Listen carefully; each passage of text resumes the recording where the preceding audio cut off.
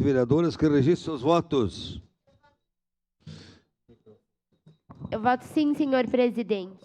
Estela Balardim vota sim. Gladys Frisso, como vota? Eu voto sim, senhor presidente. Muito obrigado. Vota sim, Gladys Frisso. Voto sim, senhor presidente. Lucas Dil, vota sim.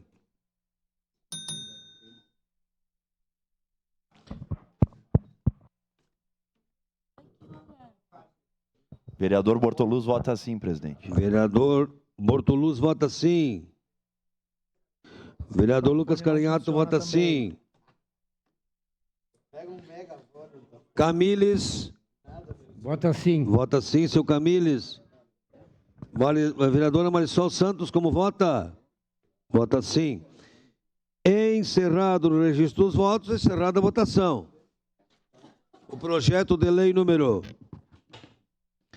68/2023 foi aprovado por unanimidade, com representação nos ministérios Rafael Bueno.